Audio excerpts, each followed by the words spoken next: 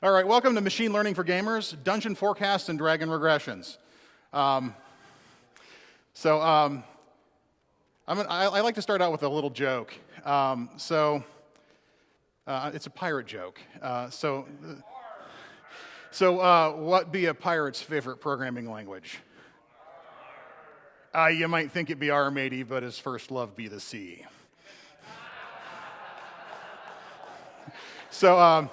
I totally got to give the credit to that joke to my son, my 12-year-old son. He heard it at school, and it was, what is a pirate's favorite letter of the alphabet?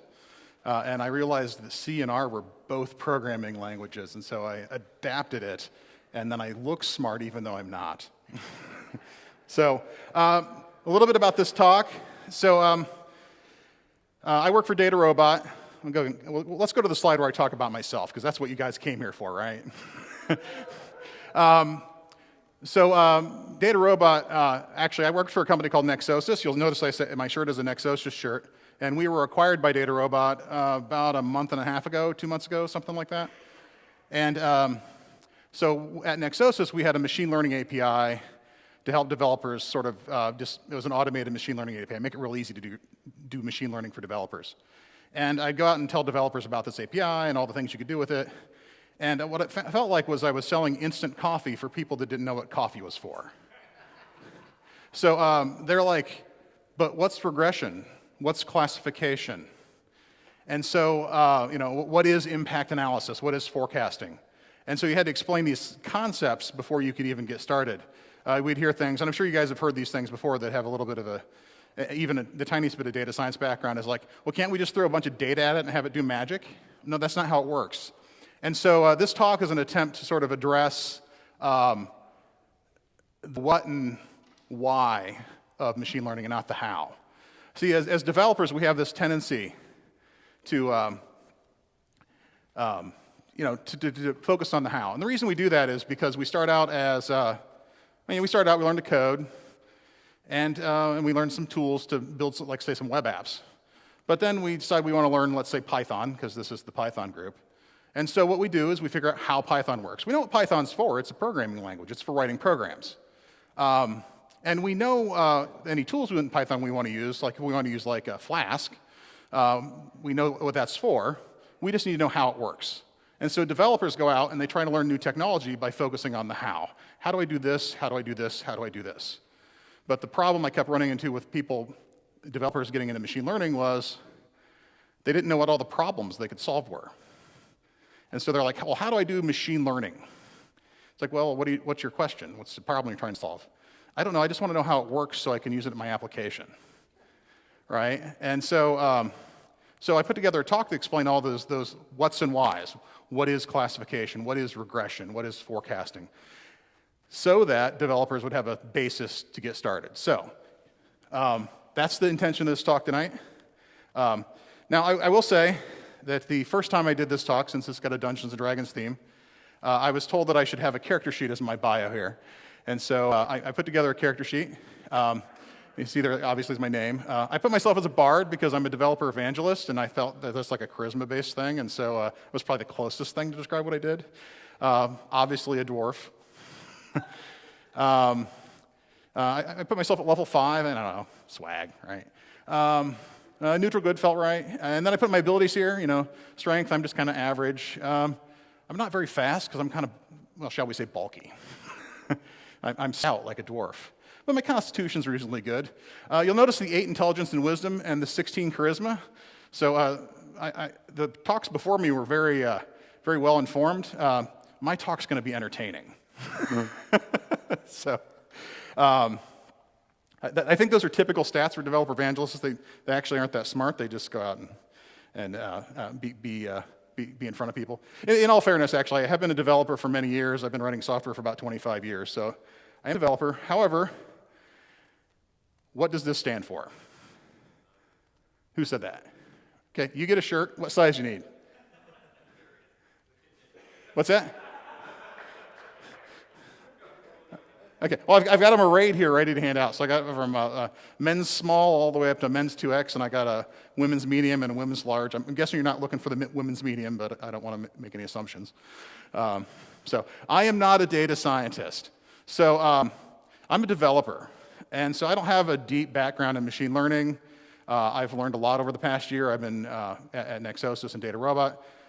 I've been learning more and more, and I'm just kind of sharing what I've learned along the way in this talk today. But if you have really deep technical questions about how something works, there's probably other people in this room who spoke before me that are imminently more qualified to talk about that than I am. So I'm a little shallow, technically, in this area. But there's still that gap of the developers not knowing what this is for. So that's the talk today. So a quick question. How many of you here would consider yourself to be a developer? Right? Probably most of us should be raising our hand, right? How many of you would consider yourself to be a data scientist? Okay, so you guys are going to be bored. I'm sorry. Other question is, how many of you guys have played Dungeons and Dragons before? Oh, thank God. So the first time I did this talk, I did it for a fraternity, and that wasn't really a fraternity, but it was like an engineering club for a university in California. And there's like 13 students showed up, and only 2 of them were developers. The rest of them were like mechanical engineers and structural engineers and electrical engineers. And then I asked how many had played Dungeons and Dragons, and none of them raised their hand. And it was probably the most awkward talk I've ever given. I literally blew through my slides in 20 minutes. And then to make matters worse, our API didn't work at the time, and because my access had been revoked, and so I couldn't do a demo either. It was awful. Which is why there's going to be no demo today. No, just kidding. There isn't going to be a demo, so if you guys have played Dungeons & Dragons, you'll get the jokes and everything, so that's good. So I think machine learning is kind of like Dungeons & Dragons, right? I mean, if you think about it, they both use kind of unusual tool sets, right? Here you got all these weird dice. You don't really know what they're for. People are talking about all these weird toolkits in Python. If you're new to this stuff, it can be very overwhelming. It took me a while to realize it was actually NumPy and not NumPy. And so you got all these weird dice.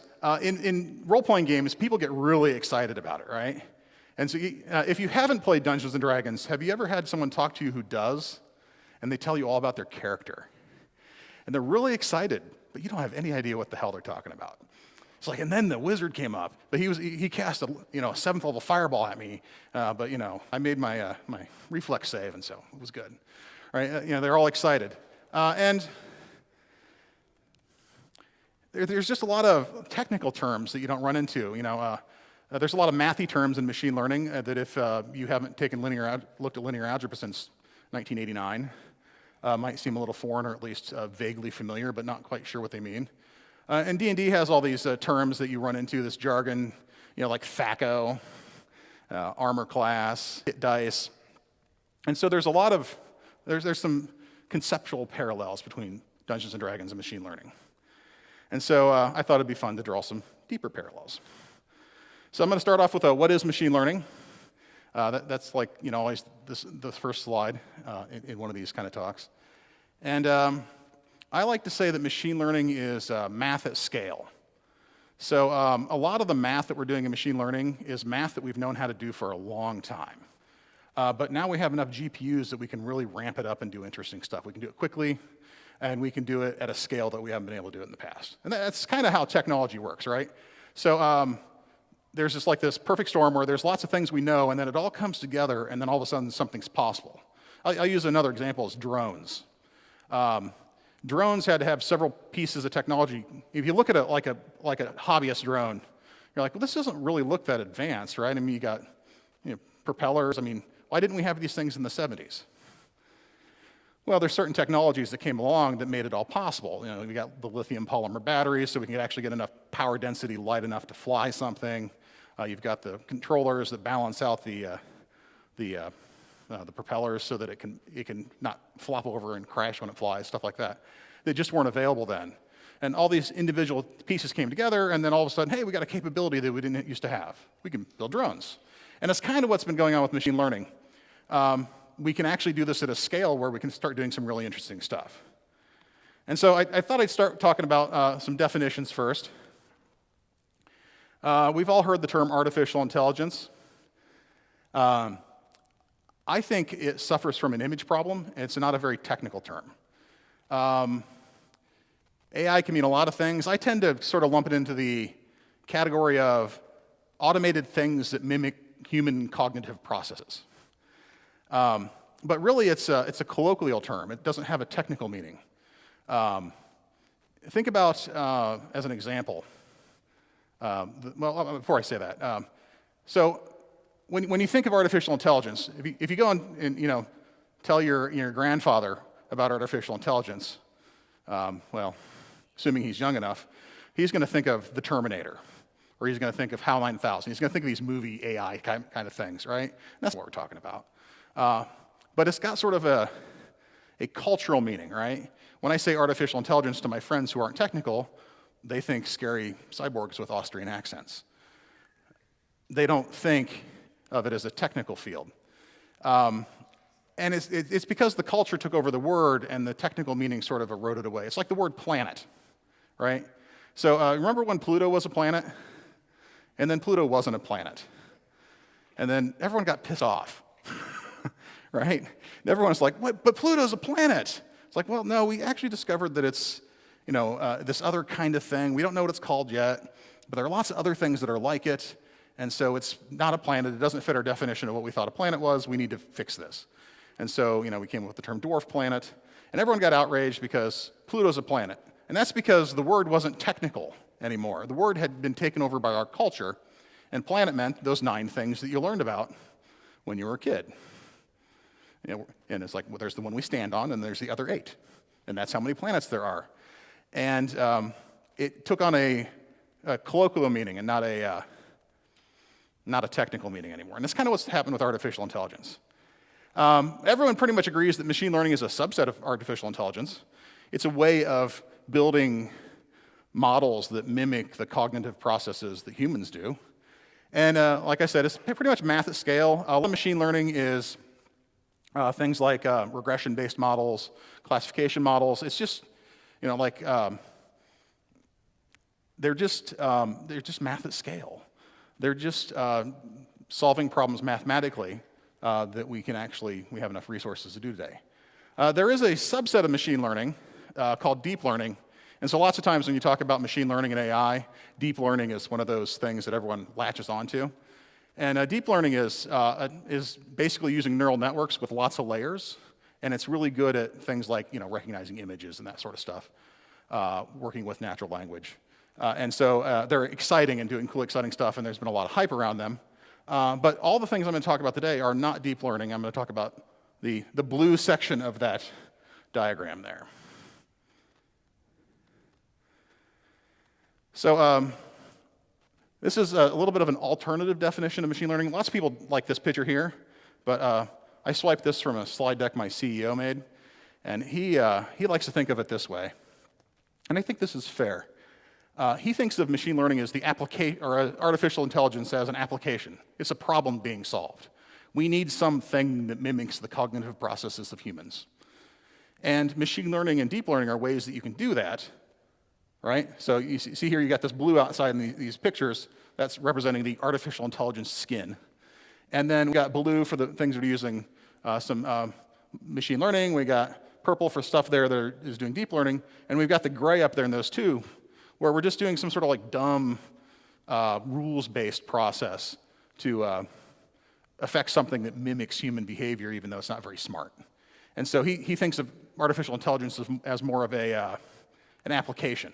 It's the type of problem you're trying to solve. You may solve artificial intelligence type problems with machine learning, with deep learning, or with other things. And so this is another way to think about artificial intelligence. Again, I still hold to the fact that I think it's not a very well-defined thing. So when you're building a model, you've got 3 steps here. First, you need to prepare your data. That includes doing all the feature engineering, pulling some of the outliers out that might be bad examples. And then you build your model. and then you make predictions. So thank you for coming. Now, there's more to it than that, but in a nutshell, that's sort of the high-level outline of what you're doing, right? You're getting a whole bunch of data ready, and then you're going to build a model with that data. The data are examples, and the model is a thing that can then make predictions. And once you have a model built, you can make predictions using it. So let's talk a little bit about preparing your data. So when you're preparing your data, one of the two important concepts here is basically dependent and independent variables, or targets and features. Well, targets and feature, right? Or target and features. I said that backwards. And in simple terms, the target is the thing we want to predict. So we've got a data set full of castles. And our castles have their square footage, how deep the moat is, how many arrow slits there are, whether there's murder holes that are portcullis or not. And it also has a value in gold pieces. And so the target would be, in this example, the value in gold pieces. It's the thing we want to predict. We want to figure out how much castles are worth. Features are all those other things that I just described. The target is the thing we want to predict. The features are things that affect the thing we want to predict. And that's it. It's actually a really straightforward idea. Typically, the target is represented as Y, and the features are represented as X. But that's really all there is to it. The features are how deep that moat is, and how tall that wall is, and how thick that wall is, and stuff in that castle. And this is kind of pointing to one of the key things, is that when you've got a bunch of data, you have to have a question, right? Like I joked earlier how people will come into machine learning and say, well, just throw a bunch of data at it and it'll figure stuff out. And there are things that do that kind of stuff, but it's not that simplistic. But what you really have is, how do I want to figure something out, right? I want to figure out how much castles are worth. The target is that question. The features are the things that support it. Sometimes you need to encode your data, or perhaps impute missing values. This is all part of your preparing your data. Encoding is taking something that's not a number and making it a number. Imputation is taking things that are missing and putting a reasonable value in its place. You may, lots of times that reasonable value could be 0. Lots of times that reasonable value might be an average of some sort. Lots of times if you've got nulls, maybe you just don't want that record at all. Here's an example of some encoding.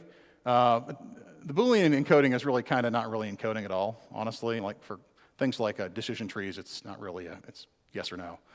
But I kind of just wanted to have goblinoid in the slide. And so, hey, if this is true, it's a 1. If it's false, it's a 0. We've been doing this trick forever in computer science. There's another type of encoding you can do for categorical data.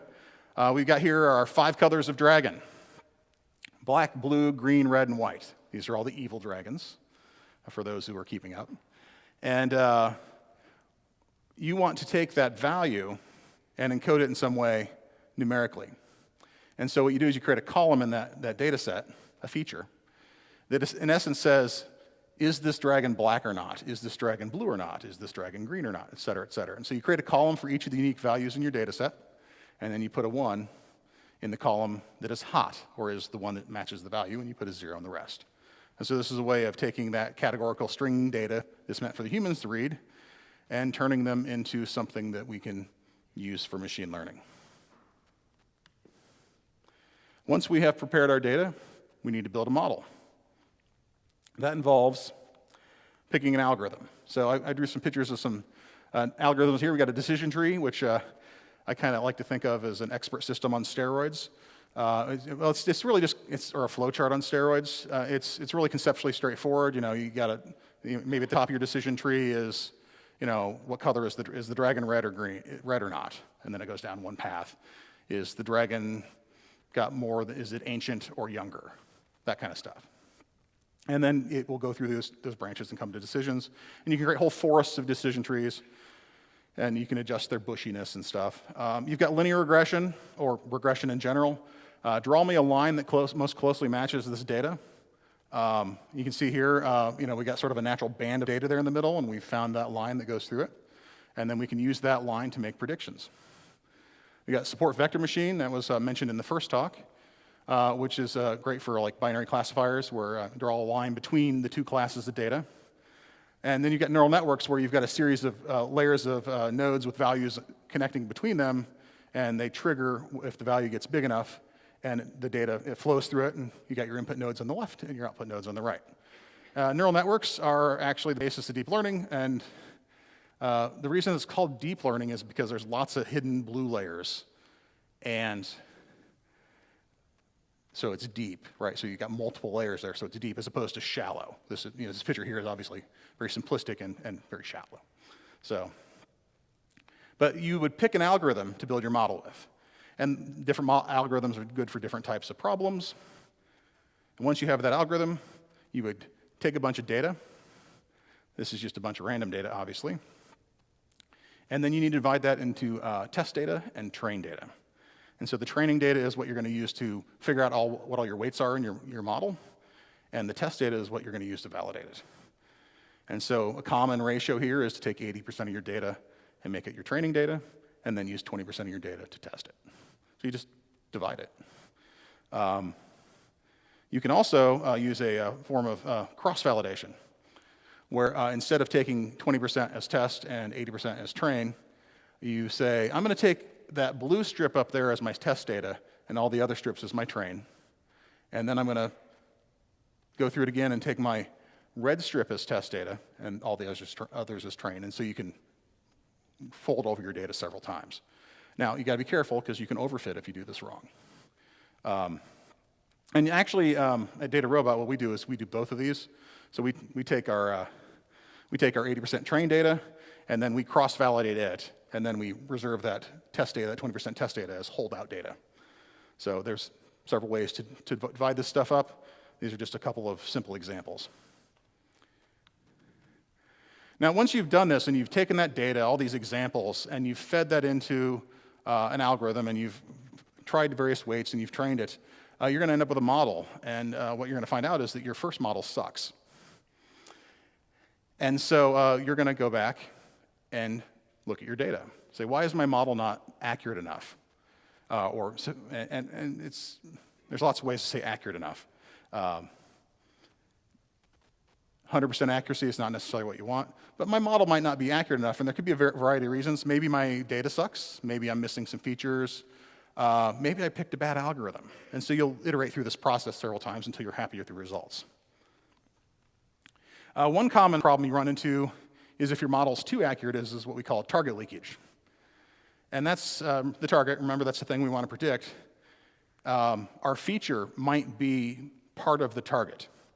And so how many of you are familiar with Ohm's law, right? So how do you calculate power in a circuit? Yeah, it's current times voltage, right?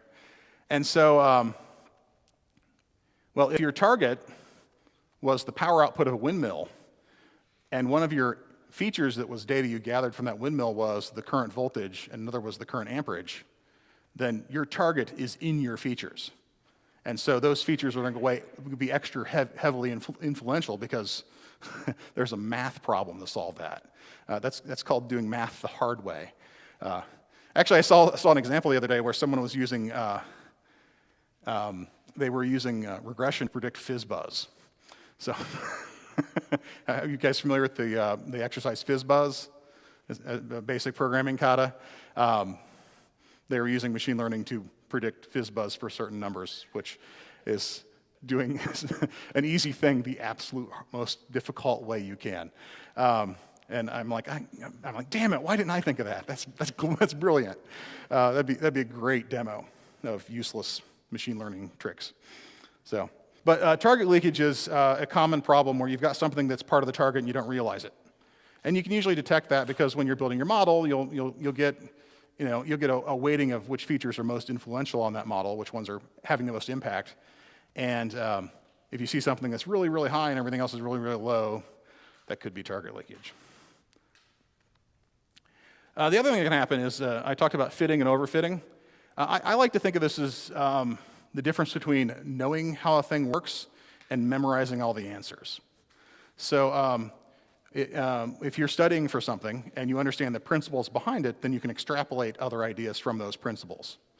But if you just memorized all the answers on the test, then you've memorized everything. You can't improvise with what you've learned. And that's kind of the difference between a model that's fit versus overfit. You see here, we've got a simple regression. It's actually the same one from the previous slide. And there's a line that goes through sort of that band of data in the middle, represents a reasonable prediction for X and Y here. Or for Y, or X. Anyhow, the overfit model, the line, it goes all over the place. And if you give it something it hasn't seen before, it's not going to be able to make an accurate result.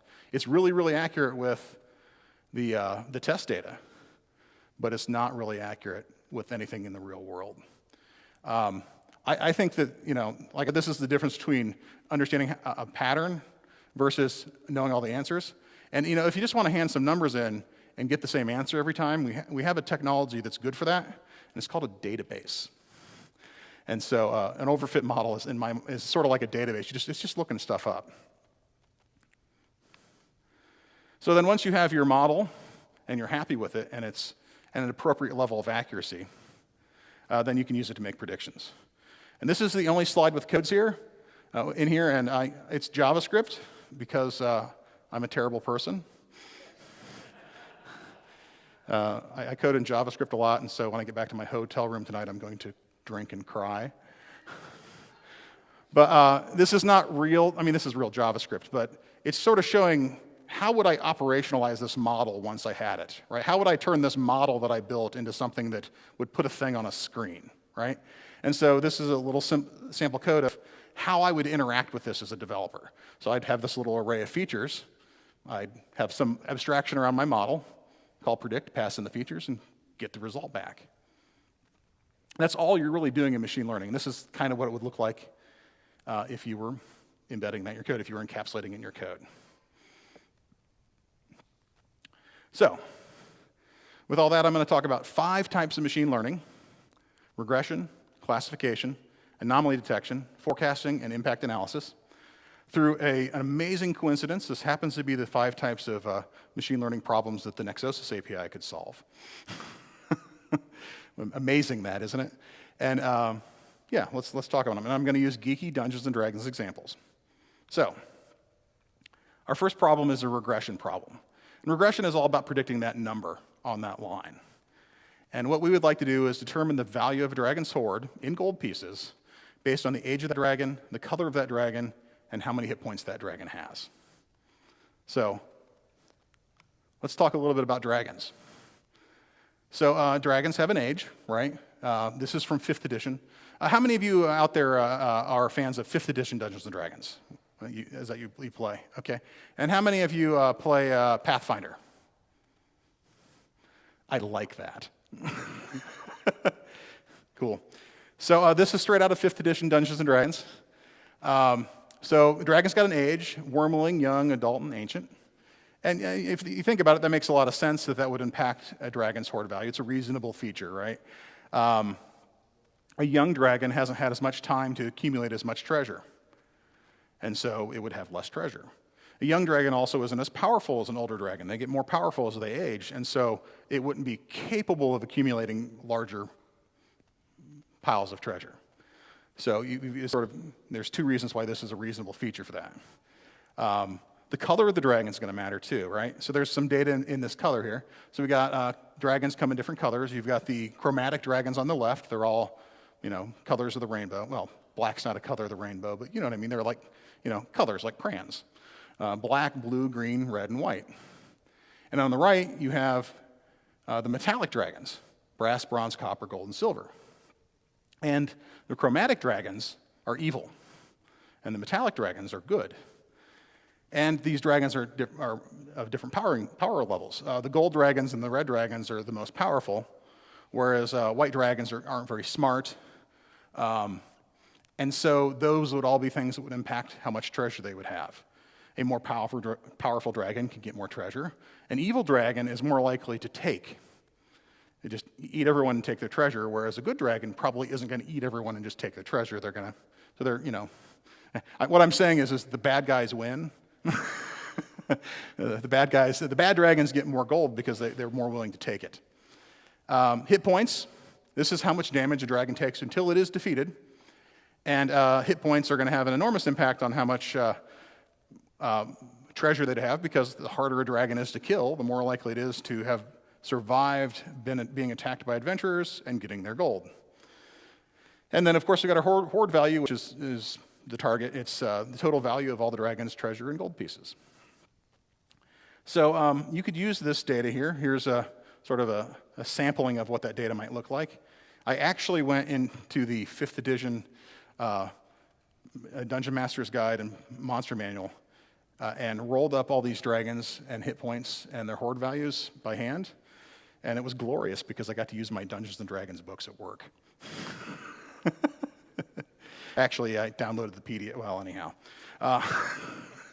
I mean to say, since I'm being recorded, that I would totally never download PDFs that I didn't pay for.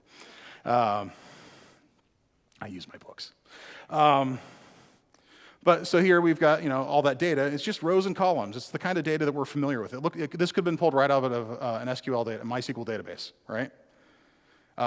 And we would divide that up into test and train however we want to. Maybe we'd use cross-validation.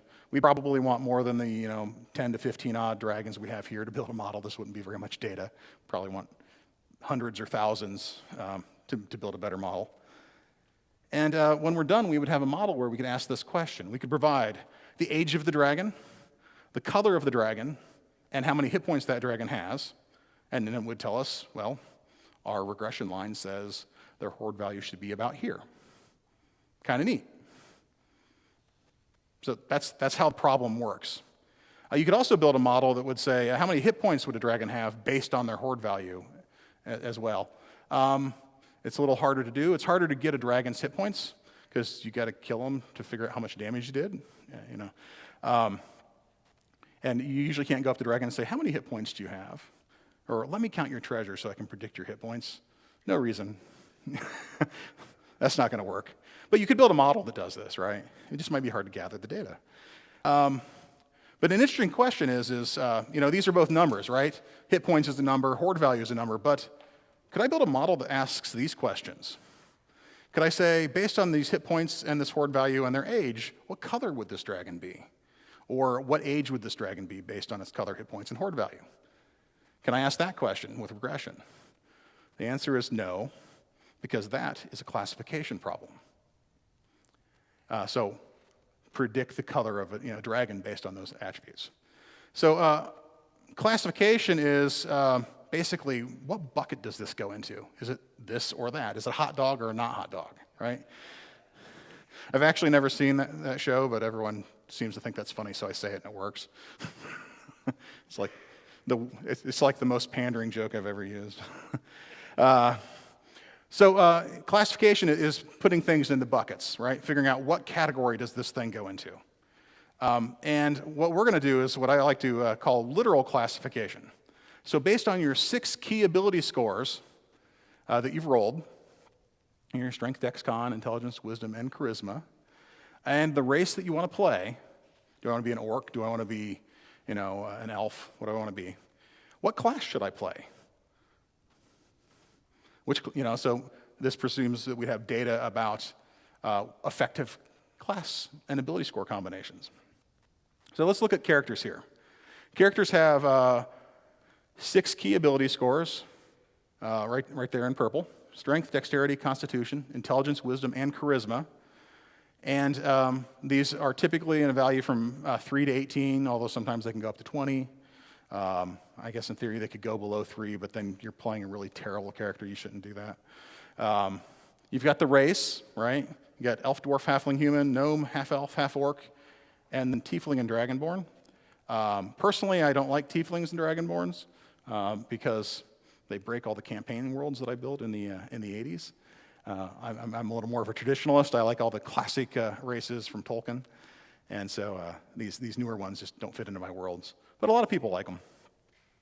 And then we've got our classes here, and there's a whole bunch of different classes. I'm a barbarian or a warlock or a fighter or whatever. And that's the thing we want to predict. So based on the value of our abilities and our race that we want to play, what class would be the best option? So literal classification. So here's what our data would look like. You see there is a bunch of numbers. These may not be good examples. I didn't give these as much attention as I did for the dragons. But here we've got, like our first record shows, a half-orc barbarian with a strength of 14, a dexterity of 13, and a con of 15. Sounds like a pretty good barbarian so far. And oddly enough, a charisma of 15, because, luck of the dice, I guess. And a race of half-orc, and then, our data says, our examples say barbarian would be good in that scenario. Now, if our data was full of bad examples of characters, then our result would suck. So we are presupposing that all the examples in our data here are examples of viable characters, right? So, when someone has these ability scores, they usually, and want this race, they usually pick barbarian, or they usually pick cleric, or whatever. If we had a bunch of terrible characters that weren't playable in here, then this thing breaks. And so quality data matters, right? This kind of goes back to some of the things earlier about how our data can test and give us lots of accuracy when we go to train and test it, but in the real world it doesn't work because it's got biases in it. And so you need data that's appropriate to the problem here. So you could build a model and say, well, I've got these abilities, and I want to be a half-orc. What class should I play? And a lot of classification algorithms will spit back a ranking of all the possible classes. And so in this case here, it's overwhelmingly in favor, well, not overwhelmingly, but it's definitely in favor of barbarian. Bard and cleric come up as close seconds, which is totally wrong because a wisdom of 9 would make a terrible cleric. But you can see that they're a little closer. And so, and this is just numbers I typed in at random. But what it's showing here is that we got a 0.97184 on barbarian, so yeah, probably barbarian. But bard and cleric are kind of close. And I like it when we have, some algorithms just say barbarian. Like if you're using just a straight up decision tree, it just say you should play this. And they give you no context to how sure it is. Whereas this gives you a score that you can sort of get a feel for how sure you are of the result. You could also build a model that does the opposite, right? You could say, well, if I want to play a cleric, what race would be the most appropriate for these ability scores? And this is similar with regression. So both of those were examples of supervised learning. In supervised learning, we know the answer. Our data has labels, right? So we've got a bunch of examples and we've got answers for them. However, there's also unsupervised learning where we have a bunch of data and we don't know the answers. And anomaly detection is one of those types of techniques. And so here we're going to use the same basic data, the 6 ability scores, the race, and class that's been picked. And we're going to look at that data and say, are these characters outliers or not? Are they anomalous? Our data looks pretty much the same, but when we run through it, we can get I'm labeling that a typicality, but it's really how anomalous that is. And it's just a score that shows, this half-orc barbarian is reasonably typical, whereas maybe the human bard down there with a charisma of 3 is a bad example. So right down here, that's probably charisma of 3 for a barbarian. Definitely would not charm anyone with their music. And so that's got a low score there. And when you're doing anomaly detection, you're basically looking at data and you're saying, what's weird? You can also feed it with just data that's only non-anomalous examples. So, hey, these are a bunch of normal characters. And then build me a model that will help me find things that are unusual. I don't have a good picture for that.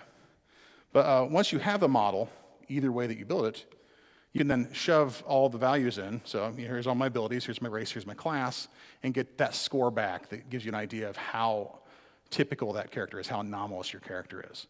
Now, a better example than this Dungeons & Dragons example would be care and feeding of servers, right, or virtual machines, right? You've got CPU utilization and memory utilization. There's all these numbers that come off of them.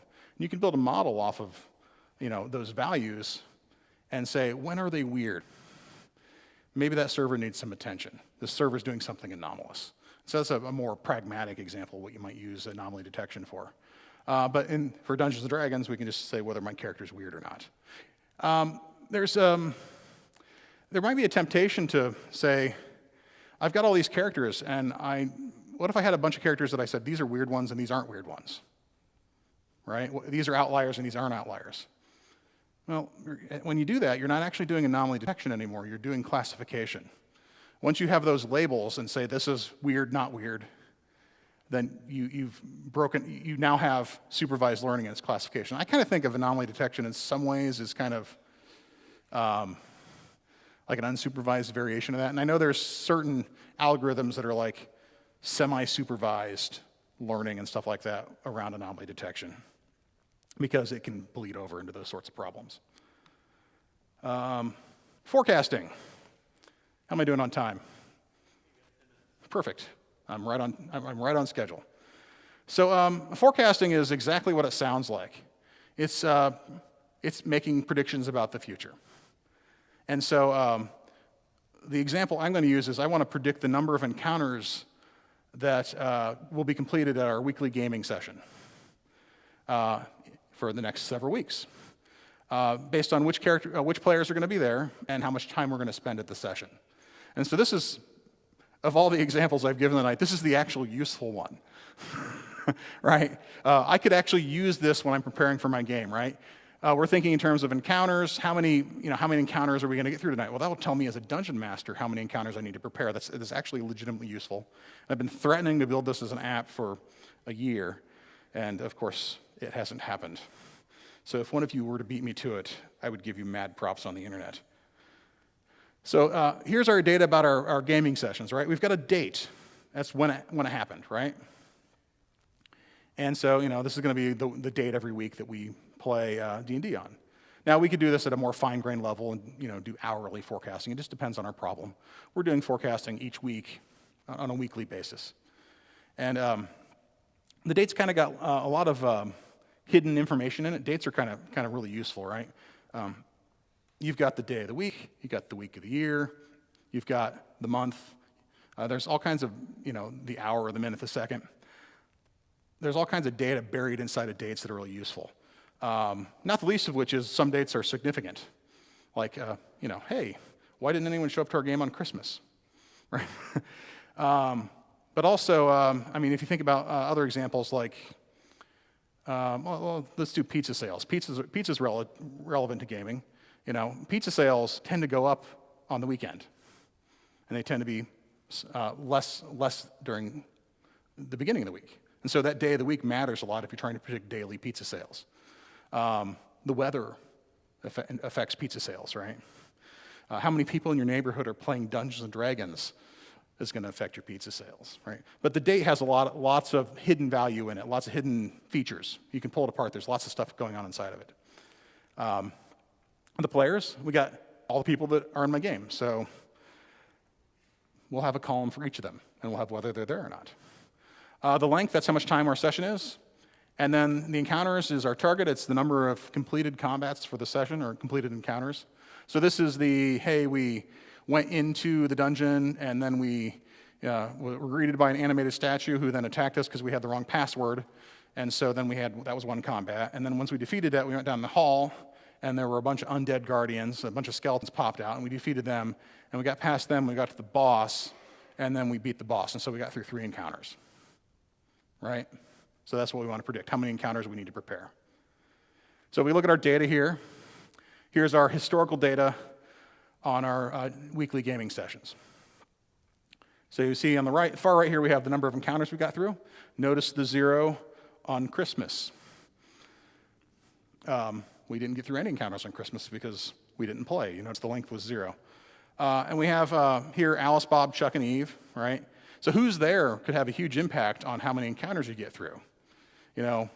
Maybe Alice has got the tank, and so she comes in and she just mows through, with her big 2-handed sword. And maybe Chuck, when he's there, we actually get more done because he can never remember the rules. and he's busy making Monty Python jokes instead of playing the game. He's the Monty Python quoting ever noob. And so he tends to slow the game down. And so we can, based on who's been there in the past and how long we played, we can, and how many encounters we get through, we can build a model. We can make a prediction. So what we can do here, you'll note that this ends on February 5th, 2017. So we're going to take all the historical data, and we want to predict the number of encounters. But in order to do that, our features have to be reasonably knowable about the future. Knowing the future date is pretty easy. Knowing who's going to be there, it's not as easy, but you can get a pretty good idea who's going to be there. On the 26th, for example, Eve is going to be out of town, and so we know that. We know her schedule going into this, and so we can say, no, she's not going to be there. But we don't know that 100%, right? Chuck could get sick on the 26th as well, and then we'd only have Alice and Bob, and maybe we'd cancel the game. And we have to know how long we've scheduled our game for. Now, that's a decision we can make, but it could be wrong. We could change our mind. But based on that data, then, we can predict how many encounters we can get through, based on all the historical examples and these things. So key thing with the features in prediction and forecasting is they have to be knowable in the future. That means the pizza example I gave earlier, we got to know the weather out to a certain point. Beyond that, it's not going to be useful. We could also we could swap out the length instead. Say I want to predict how long of a game I need to run if I want to get through 4 encounters and Eve's not there. That's also interesting.